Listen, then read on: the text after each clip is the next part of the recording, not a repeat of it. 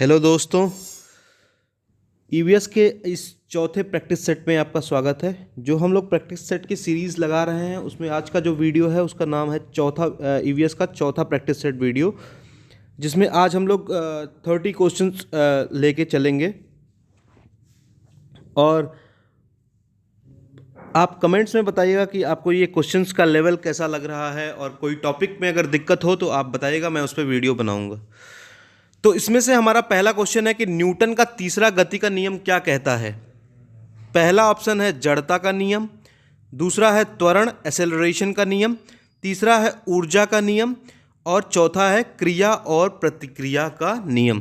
तो न्यूटन के 3 नियम हैं, हम सबको पता है। न्यूटन का जो तीसरा नियम है वो कहता है कि हर एक्शन के लिए, हर क्रिया के लिए, जैसे मान लीजिए कोई एक क्रिया हो रही है तो हर क्रिया के लिए एक प्रतिक्रिया भी होगी। क्या होगी? एक प्रतिक्रिया भी होगी। ठीक है, तो इसका ऑप्शन 4 सही हो जाएगा।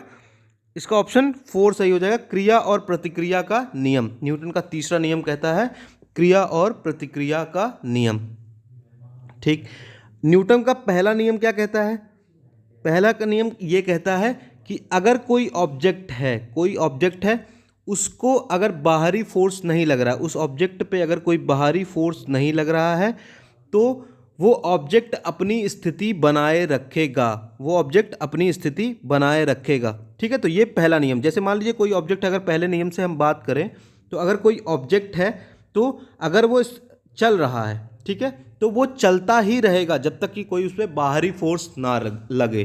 ठीक है, अगर कोई ऑब्जेक्ट रुका हुआ है तो वो ऑब्जेक्ट तब तक रुका रहेगा जब तक कोई बाहरी फोर्स उस पर ना लगे। तो ये होता है न्यूटन का पहला नियम कि कोई भी ऑब्जेक्ट अगर अपने प्लेस पे है, अपने स्थिति में ही बना रहेगा, या तो रुका रहेगा या तो चलता रहेगा, तो अपनी स्थिति में ही बना रहेगा जब तक कि उस पर कोई बाहरी फोर्स ना लगाया जाए। ठीक, दूसरा नियम ये कहता है कि जिस साइड में फोर्स हम लोग लगाएंगे, जैसे मान लीजिए एक ऑब्जेक्ट है, इस साइड फोर्स लगा रहे हैं, तो इसका एक्सेलरेशन भी उसी साइड होगा। यानी ये कहता है कि जिस तरफ हम बल लगाएंगे उसी तरफ एक्सेलरेशन होगा। और तीसरा नियम तो आप सबको पता ही है, हम लोगों ने डिस्कस किया है कि हर क्रिया का एक प्रतिक्रिया होगा। जैसे बंदूक से गोली हम लोग दागते हैं तो बंदूक भी थोड़ी सी पीछे की तरफ आती है। और अगर छोटा सा एग्जांपल लें तो जैसे नाव से अगर कोई बंदा कूद रहा है तो नाव भी थोड़ा सा पीछे की तरफ चली जाती है। यानी कि हर क्रिया का एक प्रतिक्रिया होगा। ये न्यूटन का तीसरा नियम है। अब अगले क्वेश्चन की तरफ अगर हम बढ़ें तो अगला क्वेश्चन है रेशम उत्पादन के डैश के उत्पादन से संबंधित है। तो इसका ऑप्शन तो सबसे आसान है, रेशम उत्पादन रेशम के उत्पादन से संबंधित है। ठीक है, रेशम उत्पादन को हम लोग इंग्लिश में क्या कहते हैं? सेरीकल्चर। क्या कहते हैं? सेरीकल्चर। ठीक है, सेरीकल्चर। ऐसे ही मछलियों के उत्पादन को हम लोग क्या कहते हैं? पीसीकल्चर। क्या कहते हैं? पीसीकल्चर। पीसीकल्चर। ठीक है, जैसे सजावटी पुष्पों का अगर उत्पादन हम लोग कर रहे हैं तो उसको हम लोग कहते हैं हॉर्टिकल्चर।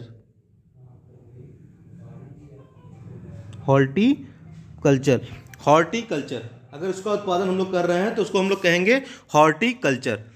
अब हम लोग बढ़ते हैं अगले वीडियो की तरफ, अगला क्वेश्चन की तरफ, कि वन हमारे सामूहिक वन के बारे में निम्नलिखित कथनों पर विचार कीजिए। तो पहला कथन है हमारा कि वन नहीं होंगे तो हम भी नहीं रहेंगे।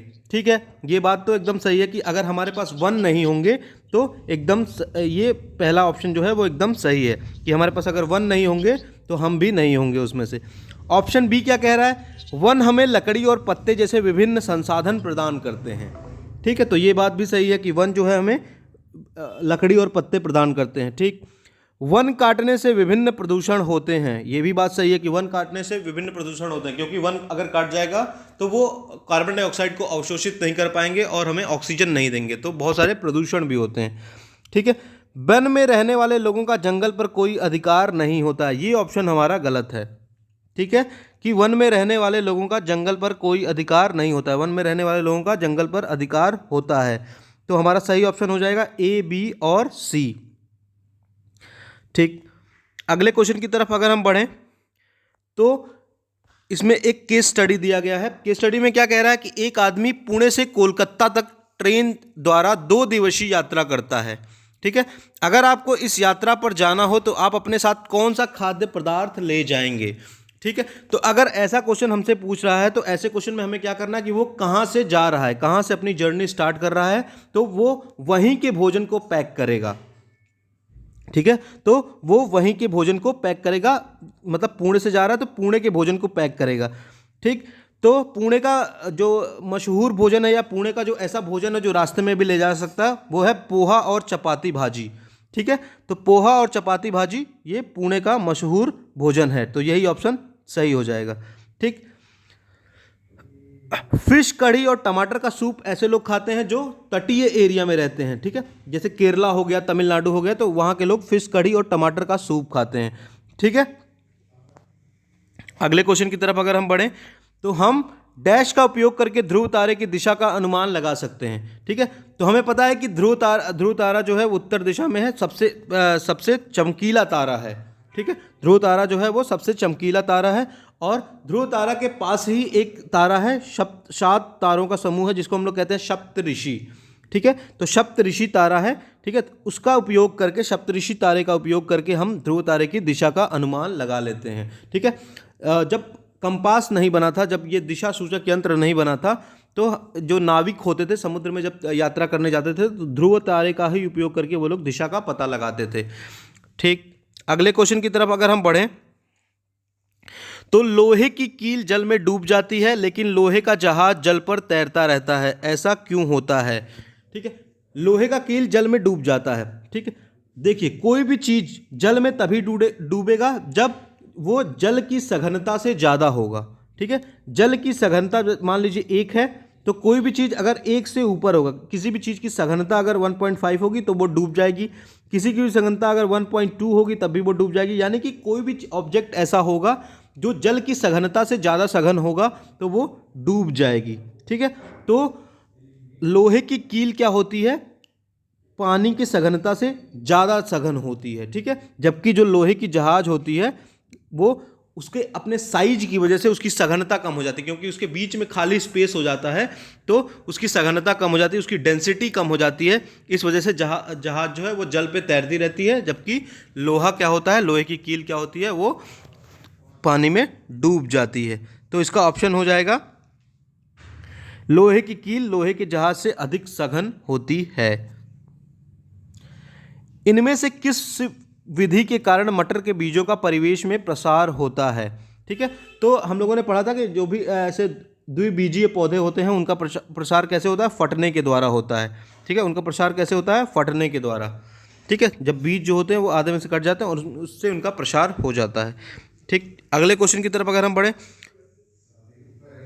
उच्चतम स्थितिज ऊर्जा कहाँ पाई जाती है? तो सबसे ज़्यादा ऊर्जा हमें पता है कि जो उत्पादक होते हैं वही सबसे ज़्यादा ऊर्जा का उत्पादन करते हैं। तो जो उत्पादक हैं वही सबसे ज़्यादा ऊर्जा का उत्पादन करेंगे, तो उन्हीं के पास स्थितिज ऊर्जा सबसे ज़्यादा पाई जाएगी। स्थितिज ऊर्जा मतलब कल्टीवेट की हुई, अपने पास रखी हुई। ठीक है, रखी हुई ऊर्जा पेड़ों के पास होती है, जैसे वो उत्पादक है। ठीक है, पेड़ हो गए, घास हो गए, ये सारे उत्पादक हैं, तो इन्हीं के पास सबसे ज़्यादा स्थितिज ऊर्जा पाई जाती है। अगले क्वेश्चन की तरफ बढ़ें तो दिया गया है, कौवे हर तरह की चीज़ों यहाँ तक कि लकड़ी के टुकड़ों और तारों का इस्तेमाल करके एक पेड़ पर अपना घोंसला ऊंचा बनाते हैं। एक चतुर पक्षी जो अपना घोंसला नहीं बनाता है वह कौवे के घोंसले में अंडे देता है। बेचारा कौवा उन्हें अपने अंडों के साथ पालता है। तो क्या होता है, कौवा जब अपना घोंसला बनाता है तो कौवा बड़ी मेहनत से किसी पेड़ की सबसे ऊंची डाली पे अपना घोंसला बनाएगा और उसमें अपना अंडा देगा। ठीक है, लेकिन एक ऐसी चतुर पक्षी होती है जो उन्हीं कौवों के अंडों के बीच में अपना अंडा दे आती है। ठीक है, तो कौवा क्या करता है, उन्हीं अंडों के साथ अपने अंडों को भी पालता है, उन्हीं अपने अंडों के साथ उस अंडे को भी पालता है और लास्ट में वो पक्षी निकल जाती है। तो वो पक्षी कौन सी है? कोयल है। कोयल पक्षी कभी भी अपना घोंसला नहीं बनाती है, वह दूसरों के घोंसले में अपना अंडा देती है। अगला, एक रंगहीन जहरीली गैस जो कोयले की अधूरा दहन के दौरान विकसित होती है। तो किसी भी चीज़ का अगर अधूरा दहन होगा तो उसमें से कार्बन मोनोऑक्साइड निकलेगी। ठीक है, कार्बन मोनोऑक्साइड निकलेगी, CO जिसको कहते हैं हम लोग। कभी कभी क्वेश्चन में CO डायरेक्ट दे दिया जाएगा तो उसी को कहते हैं कार्बन मोनोऑक्साइड। तो कोई भी चीज़ अगर अधूरा जलेगी, जैसे कोयला हो गया, चाहे लकड़ी हो गई, कोई भी चीज़ अगर अधूरा जलेगी तो वो क्या करेगी, कार्बन मोनोऑक्साइड प्रोड्यूस करेगी। अगला क्वेश्चन अगर देखें, यह देखा गया है कि पाचन की प्रक्रिया किस कारण बाहर की तुलना में अमाशय के अंदर तेजी से होती है।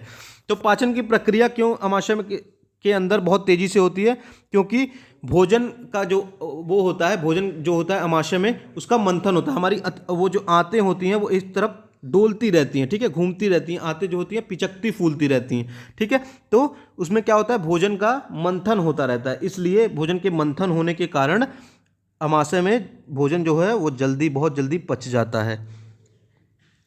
अगला क्वेश्चन हम देखें तो निम्नलिखित में से कौन सा भूकंप का कारण नहीं बनता है, ठीक है। विवर्तनिकी गति, हमको पता है कि हमारी पृथ्वी का जो है वो डिवाइडेड है टेक्टोनिक प्लेट्स में, ठीक है, टेक्टोनिक प्लेट्स में। वो जब प्लेट्स आपस में टकराती हैं तो भूकंप आता है, ठीक है। तो विवर्तनिकी गति के कारण भूकंप तो आता ही है, तो सही ऑप्शन हो गया। ज्वालामुखी विस्फोट, जब ज्वालामुखी बहुत तेजी से फटता है तब भी हमारे धरती पे भूकंप का आगमन होता है, ठीक है, तो ये भी भूकंप का आगमन है। मकान का निर्माण, अगर देखें तो मकान के निर्माण से कोई भी भूकंप का ऑप्शन नहीं बनता है, ठीक है। तो इसमें पूछा है भूकंप का कारण नहीं है, तो हमारा सही ऑप्शन क्या हो जाएगा, मकान का निर्माण ही हमारा सही ऑप्शन हो जाएगा। अगला ऑप्शन देखें तो गिरने वाले उल्कापिंड, जब उल्कापिंड आसमान से हमारी धरती पर गिरते हैं तो उनकी वजह से भी भूकंप आते हैं, ठीक है, उनकी वजह से हमारे पृथ्वी के सूरत में चेंज होता है और उनकी वजह से भी भूकंप आते हैं।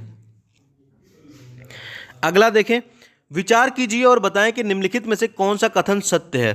खेजड़ी का पेड़ मुख्य रूप से रेगिस्तानी इलाकों में पाया जाता है, ठीक है। तो खेजड़ी एक वृक्ष है जो हमेशा रेगिस्तानी इलाकों में पाया जाएगा, क्योंकि इसको पानी की कम जरूरत पड़ती है, ठीक है। तो खेजड़ी वृक्ष, खेजड़ी एक गांव का नाम है, ठीक है, खेजड़ी राजस्थान में एक गांव का नाम है, वहीं पे ये वृक्ष जो है बहुत ही अधिक मात्रा में पाया जाता था, ठीक है, इसलिए इस वृक्ष का नाम पड़ गया खेजड़ी का वृक्ष, ठीक है। तो पहला ऑप्शन सही है, खेजड़ी का पेड़ मुख्य रूप से रेगिस्तानी इलाकों में पाया जाता है, पहला ऑप्शन सही है। लोग इसके फल पकाकर खाते हैं, हाँ ये सही बात है, इसके फल को पका करके खाया जाता है, ठीक है। इसके बढ़ने के लिए बहुत सारे पानी की जरूरत होती है, ये ऑप्शन गलत है, क्योंकि रेगिस्तान में पानी नहीं होता है तो इसको बढ़ने के लिए बहुत ज़्यादा पानी की आवश्यकता नहीं होती है और इसको बढ़ने के लिए बहुत ही कम पानी की आवश्यकता होती है, इसीलिए ये रेगिस्तान में उगता है, तो सी ऑप्शन गलत हो गया। इसकी छाल का प्रयोग औषधि बनाने में किया जाता है, तो ये बात सही है कि खेजड़ी के वृक्ष की छाल जो है वो औषधि बनाने में इसका प्रयोग किया जाता है, तो ऑप्शन हो जाएगा ए, बी और डी, यानी कि चौथा ऑप्शन ए, बी और डी सही हो जाएगा, ठीक है। तो खेजड़ी के वृक्ष राजस्थान में पाए जाते हैं, ठीक है, एक गांव का नाम है खेजड़ी, उसी के बारे में ये बोला गया है। अगले क्वेश्चन की तरफ अगर हम बढ़ें तो वन संरक्षण अधिनियम के प्रावधानों के तहत गैर वन उद्देश्यों के लिए वन भूमि के द्विपरिवर्तन के लिए केंद्र सरकार की पूर्व स्वीकृति आवश्यक है। यह अधिनियम किस वर्ष पारित किया गया था? तो यह अधिनियम 1980 में पारित किया गया था। बाद में इस अधिनियम को 1988 में संशोधित किया गया, लेकिन ये पारित किया गया था 1980 में ही, ठीक है। तो वन संरक्षण अधिनियम 1980 के नाम से भी इसको जाना जाता है। अगला क्वेश्चन अगर बढ़े तो वनस्पति उद्यान के सबसे महत्वपूर्ण कार्यों में से यह कौन सा है, ठीक है। तो पहला ऑप्शन है मनोरंजन के लिए सुंदर क्षेत्र प्रदान करते हैं, तो ये तो है ही, लेकिन ये ऑप्शन सही नहीं है, ठीक है, सबसे महत्वपूर्ण पूछा है, ठीक है, तो ये नहीं है ऑप्शन। कोई यहाँ उष्णकटिबंधीय पौधों को देख सकता है, ठीक है, तो वनस्पति उद्यान के लिए उष्णकटिबंधीय पौधों की आवश्यकता, मतलब उसको देखने की जरूरत नहीं है, तो ये ऑप्शन भी गलत है, ठीक है। यह बाह्य स्थानीय संरक्षण में भूमिका निभाते हैं, ठीक है, बाह्य मतलब बहने वाला, पानी से जो बह जाए उस स्थान के संरक्षण में भूमिका निभाते हैं, ठीक है। तो हाँ, वनस्पति उद्यान जो होते हैं वो जहाँ लग जाते हैं वहाँ के मिट्टी को बहने नहीं देते हैं, ठीक है। तो इस तरह से ये ऑप्शन, तीसरा ऑप्शन सही हो जाएगा, यह बाह्य स्थान संरक्षण में भूमिका निभाते हैं, ठीक है। चौथा, वे वन्य जीवन के प्राकृतिक आवास प्रदान करते हैं, ये भी ऑप्शन गलत है, तो ऑप्शन 3 सही हो जाएगा। अगला क्वेश्चन, निम्नलिखित में से कौन सा सही युग्म है? इसमें क्या किया गया है, एक स्टेट दिया गया है और डांस के बारे में दिया गया है, तो कौन से स्टेट का कौन सा डांस है ये हमको देखना है। तो कर्नाटक के सामने दिया गया है कथक, ठीक है, कर्नाटक में जो डांस होता है वो कथक नहीं होता है, कथक उत्तर प्रदेश का डांस है, उत्तर प्रदेश में मथुरा का डांस है कथक, ठीक है। दूसरा है असम बिहू, ये सही है, असम का डांस जो है वो बिहू है। उड़ीसा का डांस उड़ीसी है, ना कि भरतनाट्यम है। भरतनाट्यम कहाँ का डांस है? भरतनाट्यम, तो भरतनाट्यम जो है वो तमिलनाडु का डांस है, ठीक है, तमिलनाडु का, ठीक है। लावड़ी जो है वो महाराष्ट्र का डांस है, ठीक है। तो इसमें सही ऑप्शन हो जाएगा असम का बिहू, यही सही करेक्टेड है, ठीक। असम का डांस है बिहू। अगला क्वेश्चन, कौन सा पक्षी पेड़ के तने में गहरा छेद करके अपना घोंसला बनाता है? ठीक है, तो कौन सा पक्षी पेड़ के तने में गहरा छेद करके अपना घोंसला बनाता है? तो यह है बसंत गौरी या बारबेट जिसको कहते हैं। बसंत गौरी का जो पक्षी है वो पेड़ के तने में उसको घोंसला बनाता है, अपना उसको पेड़ के तने में छेद कर देता है और वहाँ पे अपना घोंसला बनाता है। अगला क्वेश्चन, कैल्शियम एवं फास्फोरस के उपयोग एवं धारण के लिए कौन सा विटामिन आवश्यक है? कैल्शियम और फास्फोरस के उपयोग के लिए जो विटामिन आवश्यक है वो विटामिन डी है। विटामिन डी अगर हमारे शरीर में होता है तो वो हमारे खाने से कैल्शियम और फास्फोरस को अवशोषित कर लेता है, ठीक। तो ये ऑप्शन इसका हो जाएगा विटामिन डी, ठीक है। विटामिन ए से जो रोग होता है उसको हम लोग कहते हैं रतौंधी रोग। विटामिन सी से जो रोग होता है उसको हम लोग कहते हैं स्कर्वी रोग। और विटामिन के से जो रोग होता है, जैसे खून का थक्का नहीं जमता है, विटामिन के का अगर वो नहीं होगा तो खून का थक्का नहीं जमेगा, तो इसलिए विटामिन के भी हमारे लिए बहुत ज़्यादा जरूरी है। अगला क्वेश्चन की तरफ अगर हम बढ़ें तो भूमध्य सागर की उच्च लवणता का प्रमुख कारण क्या है? भूमध्य सागर की उच्च लवणता का प्रमुख कारण क्या है? तो उच्च वाष्पीकरण। किसी भी समुद्र से अगर वाष्पीकरण बहुत ज़्यादा हो जाएगा तो उसमें पहले से ही नमक होता है और वाष्पीकरण से क्या होता है, पानी कम हो जाता है, तो लवणता उसकी बढ़ जाएगी। तो उच्च वाष्पीकरण भूमध्य सागर की उच्च लवणता का कारण है। अगले क्वेश्चन की तरफ बढ़ें तो किसानों का एक प्रसिद्ध भोजन ऊंधियू किस स्थान से संबंधित है? तो किसानों का प्रसिद्ध भोजन ऊंधियू जो है वो गुजरात से संबंधित है, ठीक है। इसको बाजरे के साथ खाया जाता है, गुजरात से संबंधित है ऊंधियू। अगला क्वेश्चन देखें तो वनोन्मूलन के क्या परिणाम हैं? वनोन्मूलन मतलब वन का उन्मूलन, वन का खत्म होना, डिफॉरेस्टेशन जिसको कहते हैं इंग्लिश में। तो वनोन्मूलन के क्या परिणाम है? तो भूमंडलीय उष्मीकरण, सही बात है, क्योंकि वन अगर नहीं रहेंगे तो हमारी धरती ज़्यादा गर्म हो जाएगी, तो यहाँ से उष्मीकरण ज़्यादा होगा। मरुस्थलीकरण, ठीक है, अगर वन नहीं रहेंगे तो धरती का वो कटाव छटाव होगा और वहाँ पे मरुस्थलीकरण हो जाएगा, ठीक। कम वर्षा भी इसका एक कारण है, तो इसलिए ऑप्शन 4 उपरोक्त सभी ये सारे रीजंस हैं वनोन्मूलन के परिणाम हैं, ठीक। अगले क्वेश्चन की तरफ अगर हम बढ़ें, पृथ्वी की दैनिक गति का अनुमान कितना लगाया जाता है? ठीक है, तो उसकी दैनिक गति क्या होती है सबको पता है, 24 घंटे।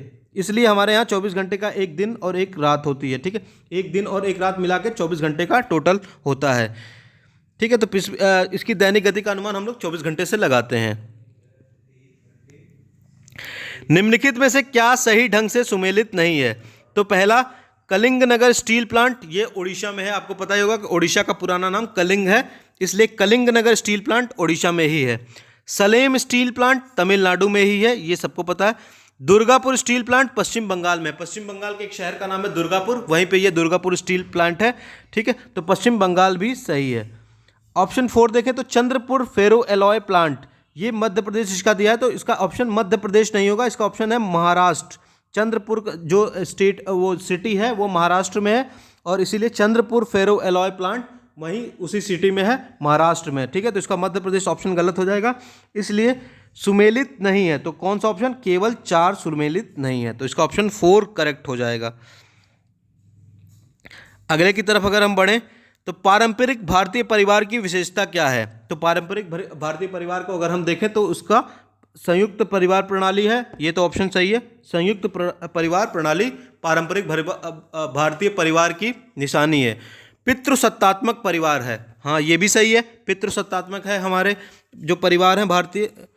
और तीसरा, संस्कारों एवं आदर्शों की प्राथमिकता, तो ये तीनों ऑप्शन सही है, इसलिए ऑप्शन 4 सही हो जाएगा, उपरोक्त सभी। तो ये सारे ऑप्शन सही हैं भारतीय परिवार को लेकर के। अगला क्वेश्चन, निम्नलिखित में से कौन सी खेती निर्यात व्यवसाय के लिए बहुत उपयोगी है? ठीक है, तो इसमें ये तो सीधा सीधा ऑप्शन है, निर्यात व्यवसाय के लिए जो खेती उपयोगी है उसको हम लोग कहते हैं रोपण खेती, ठीक है। रोपण खेती निर्यात व्यवसाय के लिए बहुत ही उपयोगी है। अगला क्वेश्चन, ग्रीवा संधि क्या कहलाता है? संधि क्या होता है? कोई भी चीजों को जोड़ना, ठीक है। तो ग्रीवा क्या होता है? ये कीलक संधि कहलाता है, जो हमारे पीठ को हमारे सर से जोड़ता है। जो हमारा सर जुड़ा होता है और हमारे पीठ के बीच में जो ग्रंथि होती है उसको हम लोग कहते हैं कीलक संधि, और ये ग्रीवा संधि का एक उदाहरण है। कब्जा संधि की अगर हम बात करें तो कब्जा संधि क्या होता है? जहां पे लगता है वो सिर्फ एक ही डायरेक्शन में मुड़ता है, ठीक है, एक ही डायरेक्शन में मुड़ता है। जैसे दरवाजे में लगा होता है कब्जा, तो कब्जा क्या होता है? एक ही डायरेक्शन में दरवाजा मुड़ता और बंद होता है, ठीक है। तो उस तरह उसको संधि को हम लोग कहते हैं कब्जा संधि। विसर्पी संधि किसको कहते हैं? विसर्पी संधि उसको कहते हैं जैसे हमारे कलाइयों का जो जोड़ है ना, कि हम उस संधि से हम लोग क्या करते हैं? चारों तरफ अपना कलाई मोड़ सकते हैं। उस संधि को हम लोग कहते हैं विसर्पी संधि। कंदुक खल्लिका संधि क्या होता है? जब एक तरह का सॉकेट होता है, जैसे मान लीजिए ये सॉकेट है और इसी में एक तरह का ऑब्जेक्ट अंदर गया हो और उसी से कनेक्टेड हो, इसी को हम लोग कहते हैं कंदुक खल्लिका संधि, ठीक है। जैसे हमारे घुटनों का एग्जाम्पल है, तो घुटनों में क्या है? एक तरह का सॉकेट है, बॉल एंड सॉकेट जॉइंट जिसको कहते हैं। एक बॉल तरह का आकार का होता है जो एक सॉकेट में जाके फिट हो जाता है, उस तरह को हम लोग कहते हैं कंदुक खल्लिका संधि। कंदुक का मतलब होता है बॉल, खल्लिका का मतलब होता है सॉकेट, ठीक है। तो कंदुक खल्लिका संधि इसका सही एग्जाम्पल ये वो हो जाएगा, ठीक है। कीलक संधि इसका सही ऑप्शन हो जाएगा, जबकि कंदुक खल्लिका संधि इसका सही ऑप्शन हो जाएगा। अगले क्वेश्चन है हमारा, किस राज्य में सबसे बड़ी तट रेखा है? कौन से राज्य की सबसे बड़ी तट रेखा? तट रेखा क्या होती है? जो समुद्र के किनारे जो सबसे बड़ा स्टेट है, वो मतलब सबसे ज़्यादा रेखा कौन साझा करता है समुद्र से? तो इसका ऑप्शन हो जाएगा गुजरात, ठीक है। गुजरात ही वो सबसे बड़ा मतलब सबसे बड़ी तट रेखा वाला राज्य है, ठीक। अगला क्वेश्चन, निम्नलिखित का परीक्षण कीजिए और बेमेल की पहचान कीजिए। मिट्टी का घर, घरों का प्रकार बताया गया है।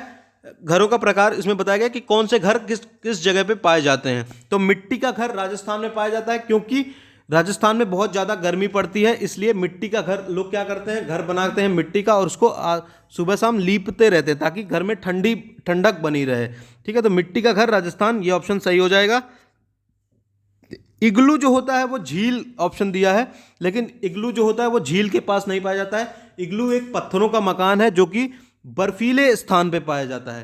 बर्फीले स्थान पे जो मकान पाया जाता है उसको हम लोग कहते हैं इग्लू कहते हैं, ठीक है। वो एक तरह का पत्थरों का मकान होता है, उसमें छोटा सा सकरा सा रास्ता होता है अंदर जाने के लिए, उसको हम लोग कहते हैं इग्लू। तो इग्लू झील के पास नहीं है, ये ऑप्शन बी गलत हो जाएगा। गगनचुंबी इमारत, बड़ा शहर, ठीक है। ये बात तो एकदम सही है कि जो गगनचुंबी मतलब जो बहुत ही ऊंचे ऊंचे मकान होते हैं वो कहाँ होते हैं? बड़े शहर में होते हैं, जैसे दिल्ली हो गया, मुंबई हो गया, चेन्नई हो गया, इन सारे स्थानों पे गगनचुंबी इमारत पाए जाते हैं। तो बेमेल की पहचान करना है, तो बेमेल हमारा बी है, तो इसका ऑप्शन सही हो जाएगा केवल बी। यही था हमारे आज के वीडियो सेशन का लास्ट क्वेश्चन। और आप लोगों को क्वेश्चन कैसा लगा ये कमेंट सेक्शन में बताइए। आप लोगों के कितने क्वेश्चन सही हो रहे हैं ये भी कमेंट सेक्शन में जरूर बताइएगा, और अपने दोस्तों के साथ वीडियो शेयर करिए ताकि बहुत लोगों के पास ये प्रैक्टिस सेट पहुंच सके और सब लोग इसका लाभ उठा पाएँ, ठीक है। तो फिर हम लोग अगले वीडियो में मिलेंगे, तब तक के लिए नमस्कार।